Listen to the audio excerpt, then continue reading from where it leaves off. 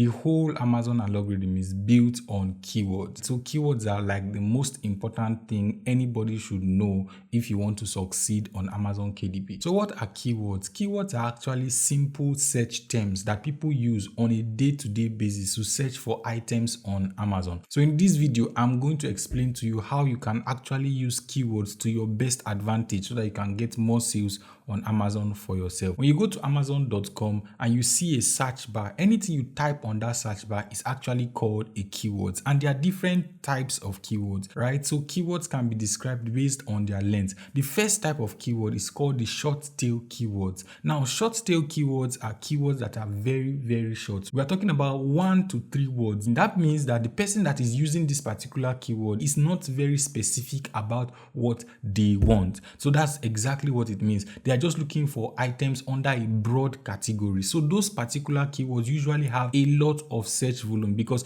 a lot of people use short tail keywords. They just type. So for example, somebody can just type adult coloring book. Now the person does not know exactly the type of adult coloring book that the person is looking for, but he's just wanting to see the adult coloring book that is on Amazon currently. Now after short tail keywords, there's now the mid tail keywords. Mid tail keywords are usually modifiers to the short tail keywords. Things like color, things like size, things like age, things like location, things like race, health condition. These words are actually modifiers. They help to make that particular keyword more specific to what they want. So for example, now if there's a mid-tail keyword to adult coloring book, now the person is actually putting something like an age. So adult coloring book for seniors over 60 is now an age group that the person is putting. So it's more of like a mid-tail keyword. So it's now modifying that particular keyword that the person is actually using. Or for example, adult coloring book for retirees. That's now specific to a particular group of people. So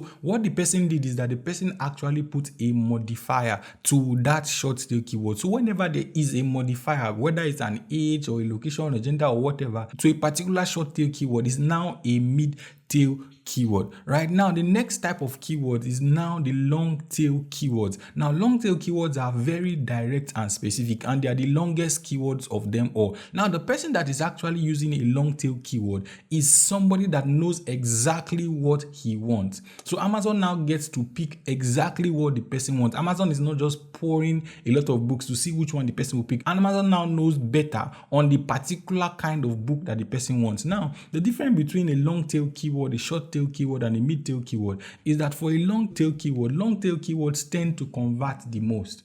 Right? They tend to convert the most simply because people that are using long tail keywords actually know what they want. But the problem is that long tail keywords do not actually have a lot of search volume. Search volume in terms of a lot of people don't use long tail keywords to search for things on Amazon, right? So you are not going to get a lot of eyeballs. Now, the other benefit of long tail keyword is that anytime you want your sales to be organic, if you don't have money to run ads, it's better to target long tail keywords for your book. That way you're actually going to get your book ranking more if you are targeting a long tail keyword, right? So, but the disadvantage of long tail keywords is that you are not going to get a lot of people. So what are examples of long tail keyword? So for examples of long tail keyword, the person is actually adding a lot of modifiers, not one, not two. Sometimes the person can even add up to 3 modifiers. So for example, you see something like adult coloring book for seniors above 60 with dementia. Now, when you see that kind of long tail keyword, the person is very specific to a particular group of people. Now, a lot of people are not going to use that particular search term.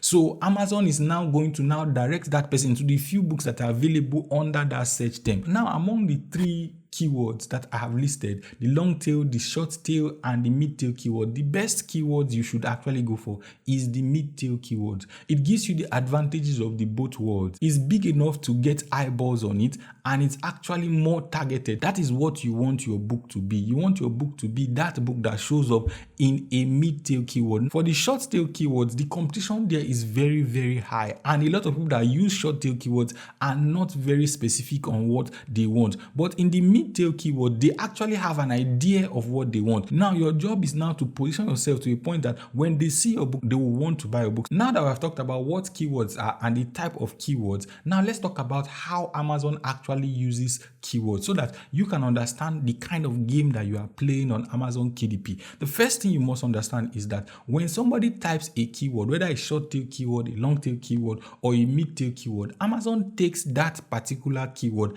and they find products that convert the best for people that have used that particular keyword. So for example, if you type adult coloring book for seniors above 60, the books that Amazon show you are books that have been proven to be successful when other people have used that keyword to search for products on Amazon. So when Amazon realizes that people are actually buying this particular book when they use this keyword, anytime someone else is using that particular keyword, they make sure that that book that sells very well under that keyword shows up. So your job is now to make sure that your book is that book that Amazon recommends to people when they search for the keyword in that niche that you are looking for. So usually when it comes to a niche, niches usually have keywords, right? Every niche has their own keyword. And what you want to do is that you want to be that particular book that Amazon recognizes in that niche, that anytime people actually use that keyword to search for books in that niche, your book convert the best. Now, the process of doing that is what we call establishing sales history for your book. Now, sales history is built over a long period of time.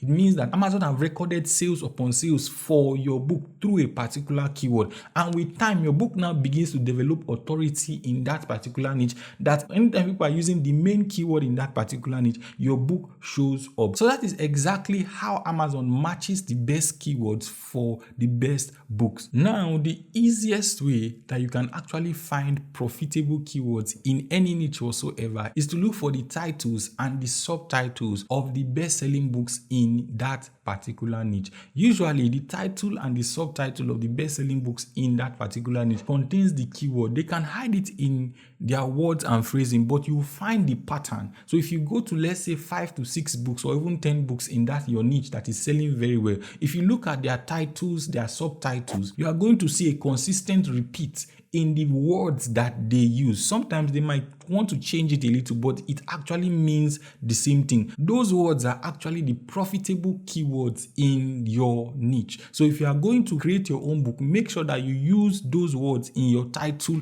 and your subtitle. That does not mean you are copying their title and copying their subtitle. What it means is that you are actually looking for the words that they put in their title and subtitle that are the keywords in that particular niche, and that is what you want to use for your own book. Another way you can find very profitable keywords are through the Amazon suggestions. Whenever you use the search bar and you are typing a particular niche, Amazon begins to suggest to you some keywords that are actually relevant in that particular niche. Now, what that means is that Amazon has recognized that a lot of people are using these particular keywords to find books in this niche. So what they now do is that instead of people taking time to type the keyword, Amazon is just going to suggest, because over time they have recognized that, oh, these are what a lot of people use. When the people now see what they intended to search on Amazon, when they see the suggestion, they just click on it. That makes it faster for them to actually go to what they are looking for. So that gives you a clue of what people are actually using in that particular niche. So pay attention to it. These are the things that you can actually also use in your subtitle so that you can be able to rank your book on Amazon. Now, how do you actually use this keyword? The best keywords are actually for your title and your subtitle, because these are the most important information about your book for Amazon, right? So Amazon usually uses your title and your subtitle to index your book. Now, the 7 back-end keywords are also very important. It gives Amazon more information about your book. For your description, over and over again, people battle whether Amazon actually uses what you write on your description to index for your book. But over time, it has been proven that your book description does not really matter in terms of the indexing.